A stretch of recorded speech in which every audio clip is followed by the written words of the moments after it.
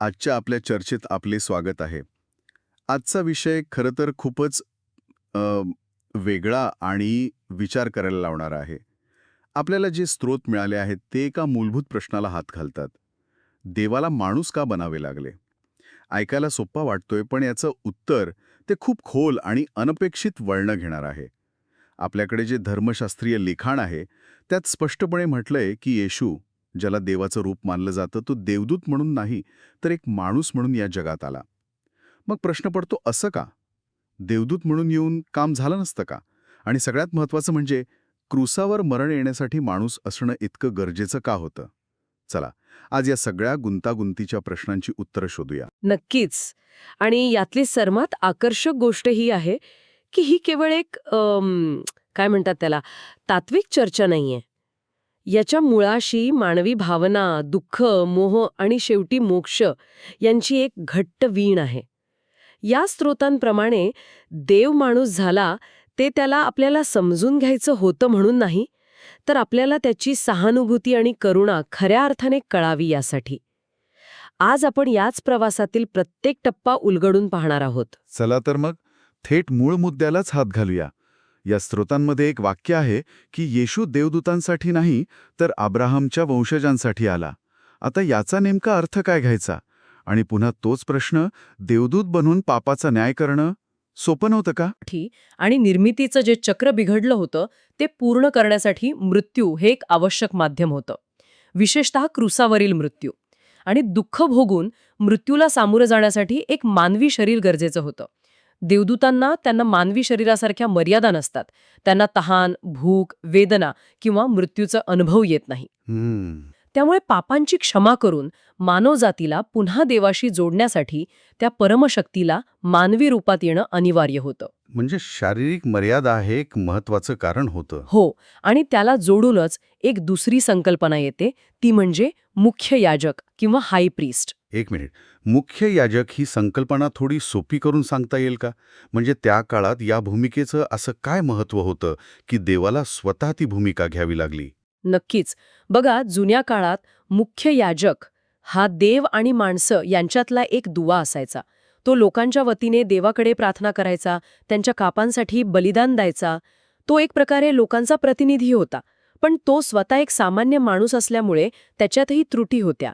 या स्रोतांप्रमाणे देवाने स्वतः मानवी रूप घेऊन ही भूमिका स्वीकारली. का? कारण जोपर्यंत कोणीतरी स्वतः मानवी दुःख, मोह आणि कमजोरी अनुभवत नाही, तोपर्यंत तो खऱ्या अर्थाने मानवांचा प्रतिनिधी बनू शकत नाही. अच्छा.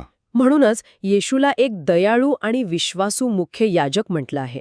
तो फक्त वरून सहानुभूती दाखवत नाहीये, तर त्याने ते सगळं स्वतः अनुभवलं आहे. अच्छा, म्हणजे केवळ पापाची शिक्षा भोगण्यासाठी नाही, तर मानवजातीचं प्रतिनिधित्व करण्यासाठी सुद्धा मानवी रूप गरजेचं होतं.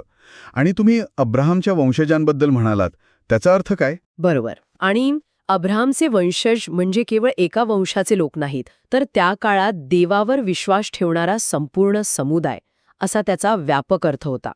त्यामुळे हा संदेश एका विशिष्ट गटासाठी नसून संपूर्ण मानवजातीसाठी होता, जे देवावर विश्वास ठेवू इच्छितात. पण इथे एक मोठा प्रश्न उभा राहतो. म्हणजे जर देव सर्वज्ञ आहे, त्याला आधीच सगळं माहीत आहे, मानवाच्या मनात काय चालतं, त्याला काय दुःख होतं, हे सगळं त्याला आधीच कळतं, तर मग त्याला हे सगळं स्वतः अनुभवण्याची काय गरज होती? हे थोडं विरोधाभासात्मक नाही का वाटत? अगदी बरोबर. हाच या सगळ्या चर्चेतला केंद्रबिंदू आहे. आणि याचं उत्तर मानवी दृष्टिकोनातून समजून घ्यावं लागेल. देवाला हे सगळं त्याच्या ज्ञानासाठी करायची गरज नव्हती, तर आपल्या विश्वासासाठी करायची गरज होती. विचार करा, जेव्हा एखादी व्यक्ती खूप मोठ्या दुःखातून जात असते आणि तेव्हा कोणीतरी, जी एक अदृश्य, अमूर्त शक्ती आहे, ती म्हणते की मला तुझं दुःख समजतंय, तर त्या व्यक्तीला त्यावर कितपत विश्वास बसेल? खरे, ते पटायला जड जाईल. ते फक्त एक पोकळ आश्वासन वाटेल. नेमका हाच मुद्दा आहे. पण जेव्हा स्वतः देव, निर्माता, मानवी रूपात येतो, आपल्यासारखंच जीवन जगतो, अपमान सहन करतो, मित्रांकडून धोका अनुभवतो, शारीरिक वेदना सोसतो आणि शेवटी एक वेदनादायी मृत्यू स्वीकारतो, तेव्हा मानवाला खात्री पडते. तेव्हा त्याला वाटतं की हो, ही शक्ती माझी परिस्थिती खरोखर समजू शकते. म्हणून येशूचा अवतार हा देवाच्या ज्ञानासाठी नव्हता, तर मानवाला देवाच्या सहानुभूतीची आणि करुणेची अनुभूती देण्यासाठी होता. वाव. ही एक प्रकारची संवाद साधण्याची पद्धत होती जिथे शब्दांपेक्षा कृती जास्त प्रभावी ठरली. तो निर्माता आणि निर्मिती यांच्यातील एक जिवंत पूल बनला. वाव, म्हणजे हे देवासाठी नाही तर मानवासाठी होतं. शो डोंट टेल याचं हे जणू एक वैश्विक उदाहरण आहे. तुम्ही अचूक शब्द वापरलात. ही देवाने मानवाला दिलेली सर्वात मोठी ग्वाही होती की मी तुमच्यासोबत आहे, तुमच्या सारखाच होऊन. आणि खऱ्या अर्थाने माणूस होणं म्हणजे फक्त दिसण्यापुरतं मानव असणं पुरेसं नाही. या स्त्रोतांमध्ये येशूच्या तीव्र मानवी भावनांचा उल्लेख आहे जो खूप धक्कादायक वाटतो. त्यात शापित शरीर, अत्यंत दुःख आणि अश्रू, रागाची भावना यांसारख्या गोष्टींचा उल्लेख आहे. हे देवाच्या प्रतिमेपेक्षा खूपच वेगळं आहे. हो, आणि हेच यातील सर्वात महत्वाचं सत्य आहे. शापित शरीर याचा अर्थ इथे पापी शरीर असा नाही, तर असं शरीर ज्याला मृत्यू आणि दुःख अटळ आहे. या स्त्रोतांनुसार येशूला असं शरीर मिळालं होतं ज्यामुळे त्याला प्रत्येक मानवाप्रमाणे मोहाचा सामना करावा लागला आणि दुःख सहन करावं लागलं. आणि गंमत म्हणजे या दुःखामधूनच तो एक माणूस म्हणून आज्ञाधारकपणा शिकला. आज्ञाधारकपणा शिकला, पण तो तर देवाचंच रूप होता ना, मग त्याला काही शिकण्याची गरज का होती? हा खूप खोल मुद्दा आहे. एक दैवी शक्ती म्हणून तो आज्ञाधारक होताच, पण एक माणूस म्हणून आज्ञाधारक राहणं म्हणजे काय हे त्याला अनुभवायचं होतं. याचा अर्थ जेव्हा तुमच्यासमोर सोपा आणि चुकीचा मार्ग असतो आणि दुसरीकडे कठीण पण योग्य मार्ग असतो, तेव्हा योग्य मार्गावर चालण्यासाठी जे धैर्य आणि त्याग लागतो तो अनुभव त्याला घ्यायचा होता. आणि याचे अनेक प्रसंग या स्त्रोतांमध्ये दिले आहेत. हो, मला आठवतंय गेत्सिमाने बागेतील प्रसंग, जिथे तो प्रार्थनेवेळी इतका व्याकुळ झाला होता की त्याचा घाम रक्ताच्या थेंबासारखा जमिनीवर पडत होता. ही तर तीव्र मानसिक वेदनेची परिसीमा आहे. अगदी. तो क्षण त्याच्या मानवी बाजूचा सर्वात मोठा पुरावा आहे. तिथे त्याचा आत्मा मृत्यूच्या भयाने इतका दुःखी झाला होता की त्याने देवाला प्रार्थना केली की शक्य असल्यास हा प्याला माझ्यापासून दूर कर, पण तरीही माझ्या इच्छेप्रमाणे नको तर तुझ्या इच्छेप्रमाणे होऊ दे. हाच तो आज्ञाधारकपणा जो त्याने दुःखातून शिकला. किंवा दुसरा प्रसंग घ्या, जेव्हा त्याने मंदिरात व्यापार चाललेला पाहिला तेव्हा त्याला प्रचंड राग आला होता. त्याने व्यापाऱ्यांचे टेबल उलटवून टाकले होते. ही रागाची भावना देवाच्या प्रतिमेशी कशी जोडायची? या स्रोतांनुसार तो राग वैयक्तिक स्वार्थातून आलेला नव्हता. तो देवाच्या घराचा अपमान होत असल्यामुळे आलेला न्यायी राग म्हणजे राइचियस अँगर होता. ती सुद्धा एक मानवी भावनाच होती. किंवा लाजार नावाच्या त्याच्या मित्राच्या मृत्यूवर त्याने ढाळलेले अश्रू. तो मृत्यूला परत जीवन देऊ शकत होता आणि त्याने ते केलं सुद्धा, पण तरीही एका मित्राला गमावल्याचं दुःख त्याने एका सामान्य माणसासारखंच अनुभवलं. हे सर्व क्षण दाखवतात की त्याने आनंद, दुःख, वेदना, क्रोध या सर्व मानवी भावना खऱ्या अर्थाने जगल्या. म्हणजे जर त्याने या सगळ्या परीक्षा आणि मोह अनुभवले नसते तर तो आपल्यासाठी एक आदर्श उदाहरण बनू शकला नसता. बरोबर. कारण दुःख कसे जिंकायचे हे सांगण्याआधी ते दुःख काय असतं हे स्वतः अनुभवावं लागतं. त्याने ते करून दाखवलं. त्यानुसार त्याच्यात आणि सामान्य माणसात एक मोठा फरक होता. तो पापविरहित होता. त्याने कधीही पाप केला नाही. या पापविरहित असण्याचा त्याच्या मृत्यूवर विजय मिळवण्याची नेमका काय संबंध आहे? हां, या सगळ्याचा कळस आहे असं म्हणायला हरकत नाही. या धर्मशास्त्रीय दृष्टिकोनातून मृत्यूची शक्ती ती पापावर अवलंबून आहे. जिथे पाप आहे तिथे मृत्यूचं राज्य आहे. पाप हे मृत्यूला माणसावर हक्क गाजवण्याचं एक शस्त्र देतं. आता विचार करा, येशूने संपूर्ण मानवी जीवन जगलं, त्याला प्रत्येक प्रकारच्या मोहाला सामोरं जावं लागलं, पण त्याने कधीही पाप केलं नाही.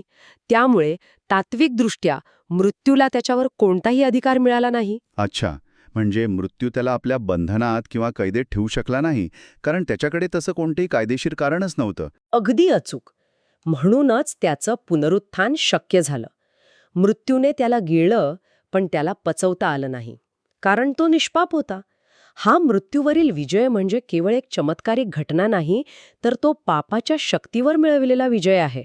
त्याने हे दाखवून दिलं की पापाशिवाय जीवन जगणं आणि मृत्यूच्या शक्तीला हरवणं शक्य आहे. त्याने इतरांसाठी एक मार्ग तयार केला. आणि याच संदर्भात या स्त्रोतांमध्ये खरा मृत्यू आणि खोटा मृत्यू यात एक फरक केला आहे. ही कल्पनाच मुळात हादरवून टाकणारी आहे. हो, आणि ही समजून घेणं खूप महत्वाचं आहे.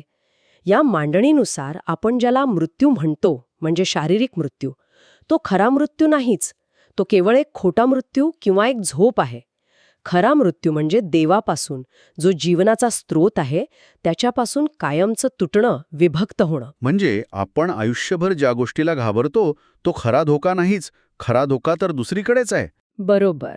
या स्रोतांचा संदेश असा आहे की जे लोक खोट्या मृत्यूला म्हणजे शारीरिक मृत्यूला घाबरतात, ते आपलं जीवन वाचवण्यासाठी अशा गोष्टी करतात ज्यामुळे ते खऱ्या मृत्यूच्या झोक्यात सापडतात. देवापासून विभक्त होण्याच्या. हो, पण जे येशूच्या मार्गावर चालून पापावर विजय मिळवतात, ते शारीरिक मृत्यूच्या भीतीवर मात करतात, कारण त्यांना माहीत असतं की हा अंत नाही, तर केवळ एका नवीन आणि सार्वकालिक जीवनाची सुरुवात आहे. त्यांना खरा मृत्यू कधीच शिवू शकत नाही. तर आजच्या या आपल्या सखोल चर्चेतून एक गोष्ट अगदी स्पष्ट होतीये की देवाने मानवी रूप धारण करून केवळ दुःख पाहिलं नाही किंवा सहानुभूती दाखवली नाही, तर तो त्या दुःखात स्वतः सहभागी झाला.